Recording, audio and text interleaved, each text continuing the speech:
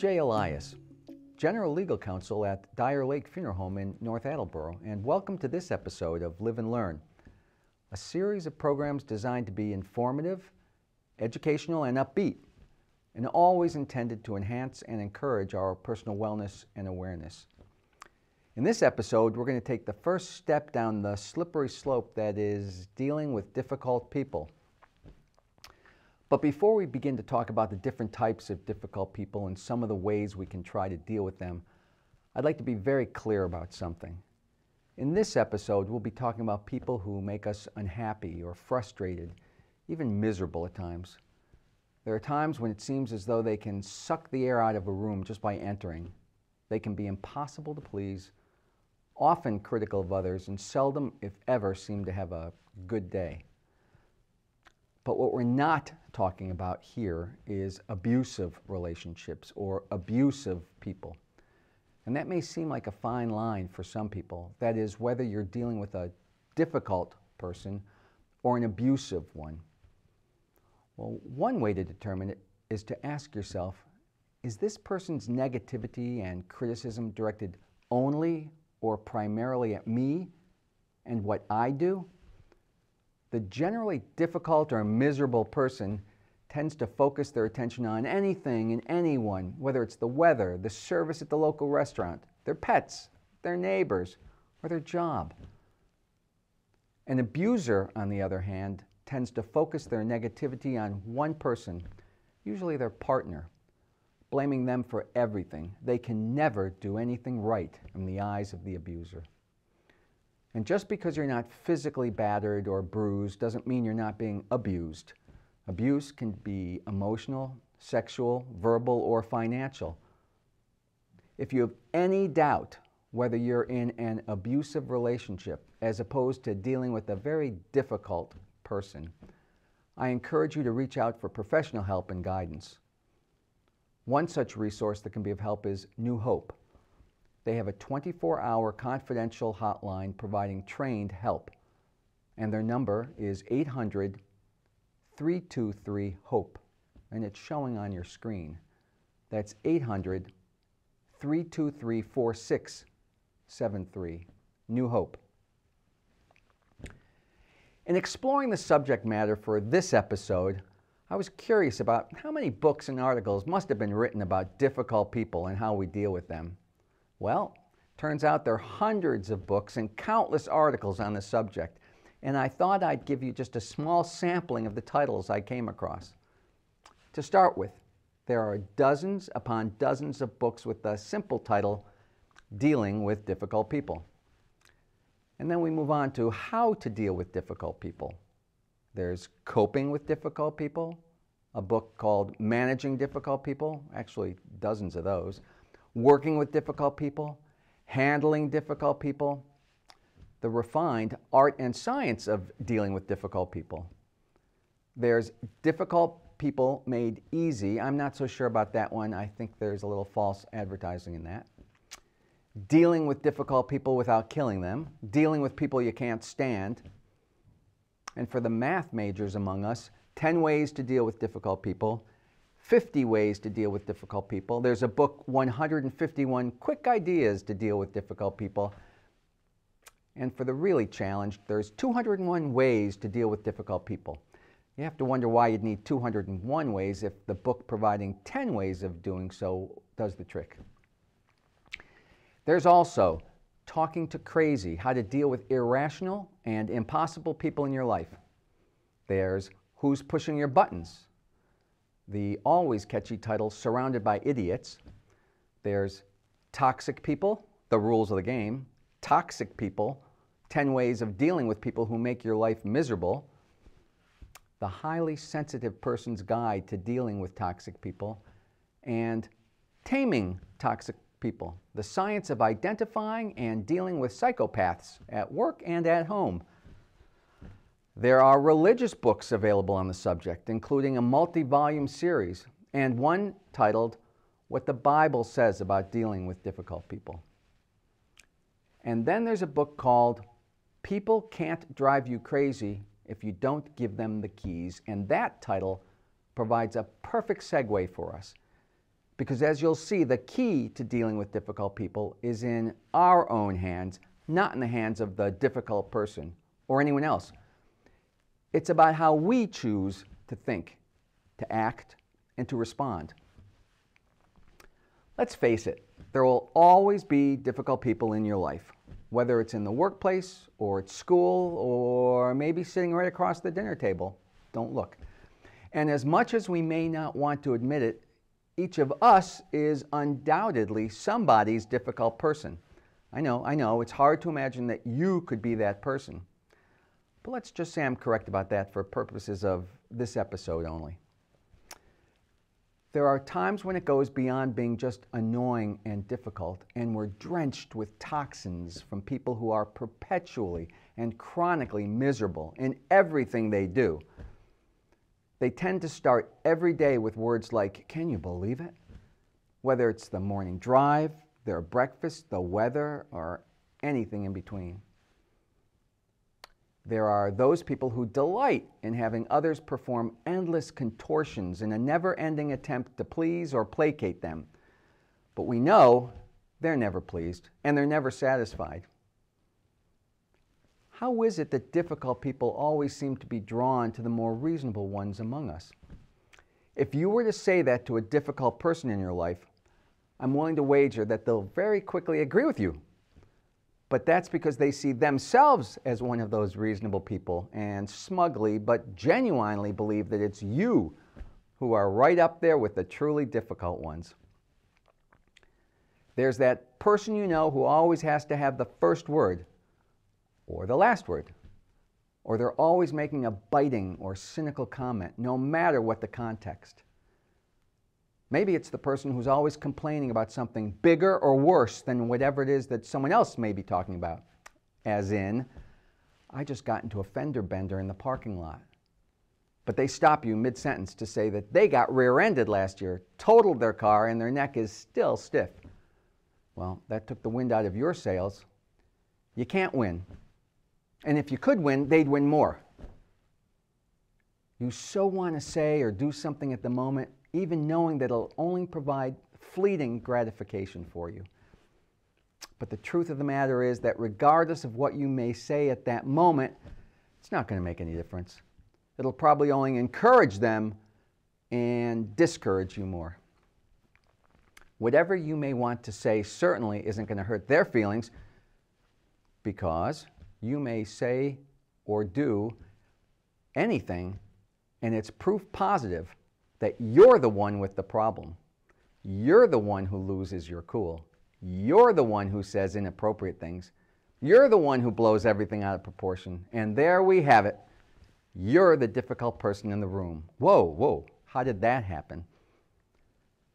If you could only change or fix those people or their behavior, you'd be all set.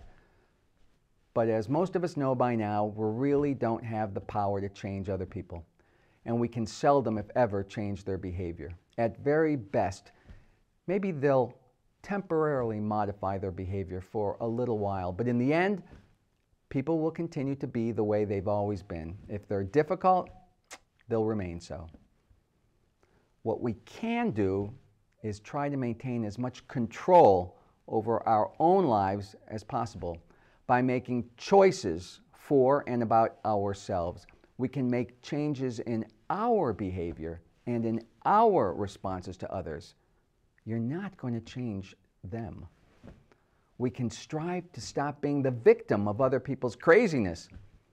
Sometimes with practice, we can draw on our own innate common sense and wisdom to better manage how we respond to the antics of those difficult people in our lives.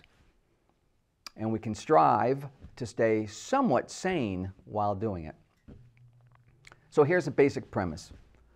No matter what the situation may be, we should not let our emotions and our actions be controlled by others, regardless of whether they're difficult and manipulative or polite and well-intentioned people. How we deal with difficult people needs to be about us and not them. We need to recognize that we have options and choices in our lives. No, look, they may not always be ideal. Sometimes they're really not practical given our situation or circumstance.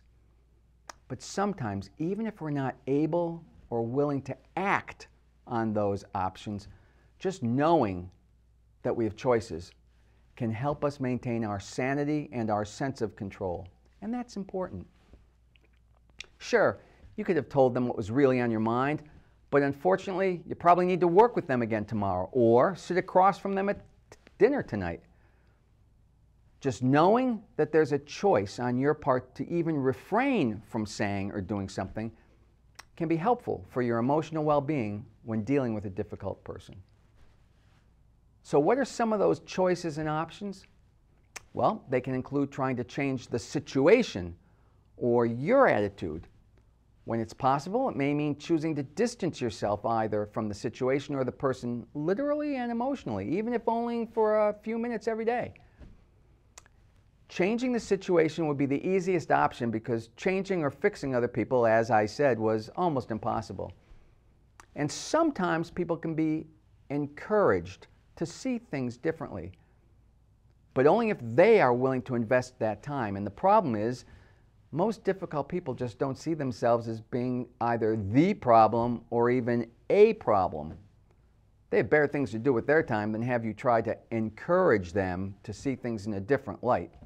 Again, because they're not the ones with the problem, remember? This is only going to frustrate you more and make the situation seem even more difficult. And so living for that "I hope they'll change" moment to come true is a surefire way to give them the keys to your well-being, because they maintain control over the situation and you, and that never works out well. And even when there's improvement through encouragement, chances are it's going to be very short-lived. So if you can't change or fix the difficult person into a less annoying and more tolerable version, and it's most likely that you're unable to leave the situation or the difficult person, what is there that you can do to deal with them? Sounds simple, but start by taking stock in yourself. Ask yourself, why is it that you react the way you do with those certain people in your life? And look around. Do others respond the same way you do when dealing with that person? Do others respond with maybe humor or disdain? Do some ignore? Do others react?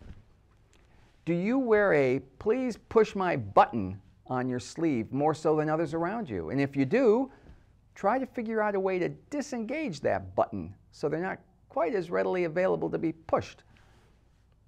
Are there ways you can rely less on those difficult people in your life? Are there ways to try and react less to them? Difficult people sometimes keep us guessing about which version of them you're getting on any given day. They'll be relatively amusing one day, and the next day you'll be wondering what happened that set them off since the last time you saw them. But you'll never figure it out. So stop trying, and stop trying to please them, because difficult and especially toxic people figured out a long time ago that decent people will go to extraordinary lengths to keep the people they care about happy. One of the secrets of life is that not everything is about you or because of you. When we interact with others, especially the difficult ones in our lives, we tend to see ourselves as the cause of their reactions and emotions. We're there in the moment. But the fault in this is, in truth, we're responsible only for ourselves and our own feelings. We're not responsible for the feelings of others, although we're responsible to them, and we cannot, nor do we, cause those feelings to emerge in other people. Unless we do something intentionally hurtful to another person, the feelings that they experience are those that they have created for themselves. Stop feeling responsible. That's different than saying you shouldn't care about other people's feelings. If you've done something unknowingly to hurt somebody, ask, and if it's appropriate, apologize. But somehow we often find ourselves apologizing over and over again to those difficult people in our lives when they are frustrated about something over which you've had no control, or things didn't go their way, or they're unhappy. Think how many times you've said, "Oh, I'm sorry," even though you have nothing to do with it. Sometimes knowing the favorite go-tos and catchphrases for difficult and toxic people can help make their manipulations a bit easier to spot and to develop your own best defense strategy. If you know the characteristic signs of a toxic person, you'll stand a better chance of catching yourself before you tie yourself in knots trying to please them or trying to quiet them. Difficult people can often be skilled manipulators. Oftentimes, they send the message that you somehow owe them something. What it is, you may never know, but somehow they're adept at making you feel that way. In reality, it's very infrequent that you actually owe them anything. So one of the common catchwords for this kind of manipulative behavior, can you do me a favor?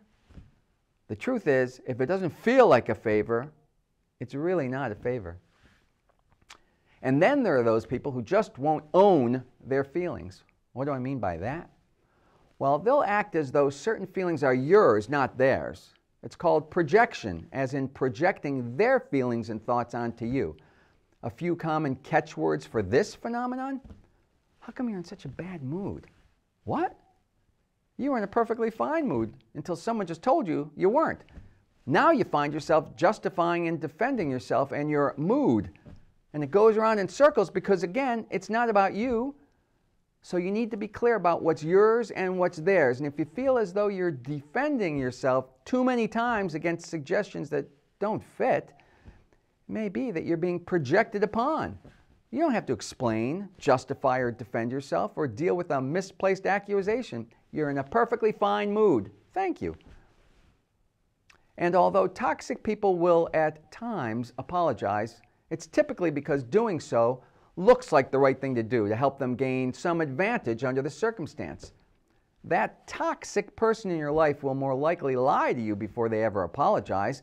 They'll twist the story, change the way it happened, retell it so convincingly that they'll believe their own nonsense. And if there's an apology in there, it's pretty well hidden in the weeds of the story. The thing is, people don't have to be wrong to apologize. And you really don't need to apologize to move forward. Just move forward without them.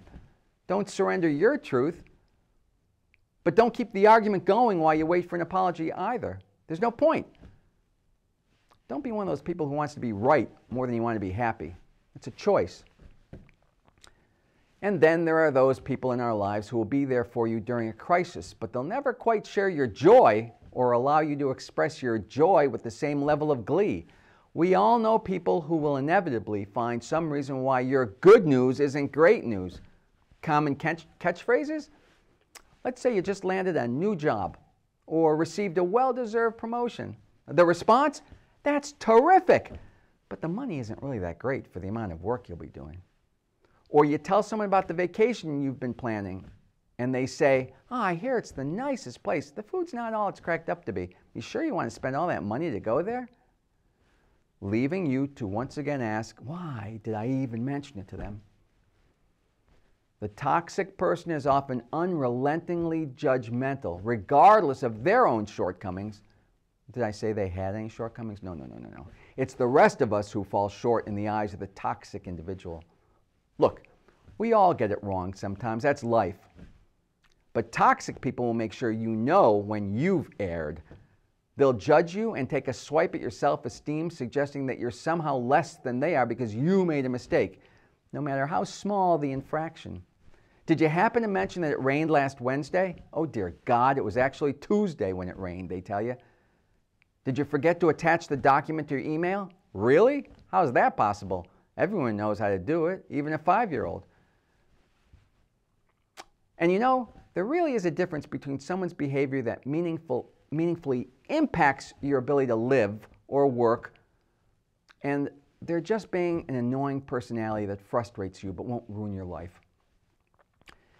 In the workplace, for example, if you've got a difficult coworker who crosses the line into bullying, then it's time to raise the issue to management. If the issue impacts your reputation or your ability to do your job or live your life, then it's time to escalate, maybe even get professional help. But sometimes you've got to live and let live. When you're among those who are on the receiving end of someone's foul attitude or belligerent behavior, it can feel very personal, especially if it's been going on for some time. And even though it's directed at a broad group of people, It can be tempting to try and figure out the problem starting with you, speculating on what you might have said or done wrong to make the person say or do something. In fact, it's a pointless exercise because once again, it's all about them. Whether the difficult person is insecure, lacking in self-confidence, and feeling threatened by you, or just constantly in need of attention and reinforcement, we never really know what's going on for another person. The insecurities they struggle with, the kind of day they're having, or what their experience of life is. Assuming you're somehow part of the problem, trying to understand their actions, trying to fix it, it doesn't work because it's really not your problem to fix. So every day, try and hit the reset button. Holding on to yesterday's run-ins and past resentments, it's going to limit your ability to move forward or be open to the situation ever improving. Reacting to events in the present based on past references, it's going to lead to inflated reactions on your part, more stress on your part, and a diminished ability to be present in the day. Try to retain your sense of humor. I know it seems easier said than done, but one of the costs of dealing with toxic people is not necessarily what they say or do, but the influence they can have on your own sense of enjoyment, happiness, and fulfillment in life. Losing your sense of humor or joy is a strong indicator you're no longer being yourself when in the company of that difficult or toxic person. Consider that histrionic, over-the-top complainer in your life as a really good actor, maybe a really bad one. And your interactions with them maybe become a form of reality entertainment. It's been said that 99% of the people we have to deal with are pretty good. Reasonable demands, reasonable work, reasonable to get along with. It's that 1% that drives us crazy. Consider treating that 1% like they're there to entertain you. Again, undoubtedly easier said than done, but what a terrific thought. And instead of getting upset whenever you're in their company, look at it as a form of entertainment. When they make their typical selfish or unreasonable demand, just lighten up and think to yourself, showtime, the curtain's going up, I wonder what's going to be this time. Try to look at the other person's demands and quirks as amusing rather than agitating. And avoid being the loser rather than the chooser. Being the chooser means acknowledging that you get to choose everything in your life within your control. Your attitude, your happiness, your choices, actions, and ability to creatively innovate no matter what shows up.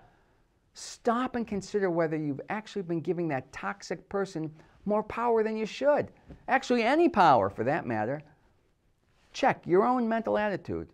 Acknowledge that things aren't really personal to you. Instill a bit of gratitude for appreciating the situation. Add a little humor and flip the switch to off. This one's a bit harder than the other approaches, but consider treating your interactions with a difficult person as a learning exercise. That's right. Consider embracing an education attitude. Think about whether there are lessons to be learned and focus on the solutions, not the problems in front of you. Maybe that difficult person is in some way, unintentionally, teaching you something. No, really.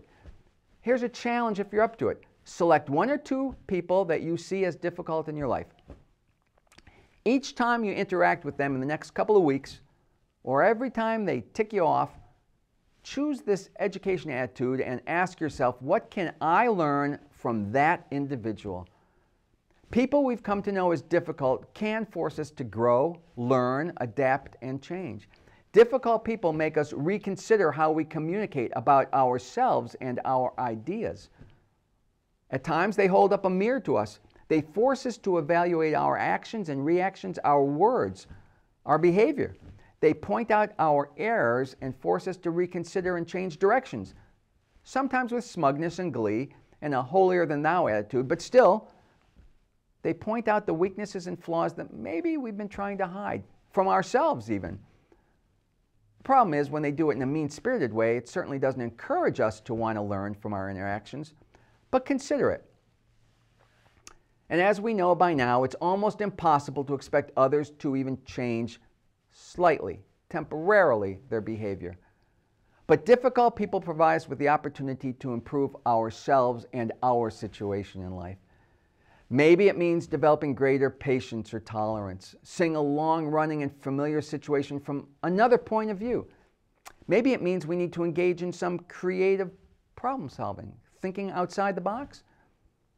Maybe it's time to move on. It's easy to label someone difficult. It's tough to admit we may be contributing to that difficulty. But when we refuse to see the part we play, we put a roadblock in our own path. Being around chronically difficult people forces us to re-examine our habits, processes, and beliefs. And that's why it can be an opportunity to learn. I'm not suggesting it's going to be an enjoyable learning experience, but it can be a meaningful one.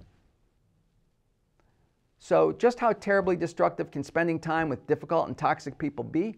Well, science offers a few clues. Here's a starting point. Psychological research shows that criticism and insults are 5 times more powerful than compliments. And what's true in your personal relationship is true in work relationships as well. Difficult people. Taken together, the evidence is clear that even minimal interaction with negative people can have an outsized impact on your personal happiness and even your job performance. So speaking of numbers, it's been said that we are the product of the 5 people we spend the most time with. If you have even one of those 5 people in your life, that's 20%. You probably know just how capable they are of affecting or infecting your life. So look around you. We can't help and hope to distance ourselves from toxic people until we first know who and what they are. And beware of what's known as the sunk cost fallacy. What's keeping you in the situation with a difficult or toxic person? Is it the thought that you've already invested so much time in it? Is it a fear of loss, of being without a friend or unemployed? Those are valid answers. But the fact is that we humans are famously loss averse. We prefer to hold on to what we have in the short term, even if giving up just a little will give us more in the long run. People on average prefer the known rather than the unknown, even if the known makes them unhappy.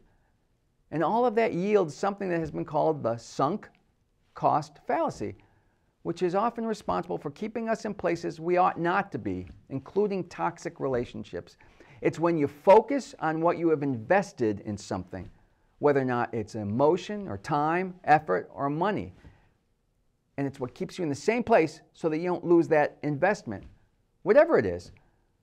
It could be the time you've invested in a job or a relationship, the money you put into your old car, or a venture that's no real logic to thinking about it any longer.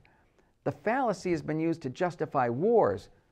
As I said, cars that have long since outlived their usefulness, and all manner of lousy relationships. So if you catch yourself thinking about where you've sunk into the relationship with a toxic or difficult person, whether or not it's personal or whether or not it's in the workplace, try instead to start thinking about where you might find yourself if you let go. The word fallacy says it all. And guard your personal boundaries. If the toxic person is someone you can't avoid coming into contact with, try and set some boundaries. Recognize what healthy boundaries are for you and resist the urge to negotiate them. Be firm and decisive. To a coworker, you may say, "I'm okay with criticism, but I prefer if you don't make it personal." And to that in-law who makes jokes at your expense, "That's really not funny. I may not be the neatest person, but my family seems to be doing just fine nonetheless." Try to remember you really do always have options. May not seem like they're ideal, but there's always another way around a situation and a difficult person. Always, even if it's just making small adjustments in your life. The small adjustments can make a major impact on your life. And know that you have choices and options. And I'm going to leave you with a quote from Eleanor Roosevelt, speaking of the difficult people in her life who were, in her words, gossipers. And this is what she said: "Great minds discuss ideas. Average ones discuss events, and small minds discuss people." I'm Jay Elias. Thank you for watching this episode of Live and Learn. I hope you enjoyed this, and I look forward to your joining me again for another program designed to enhance and encourage your wellness and awareness.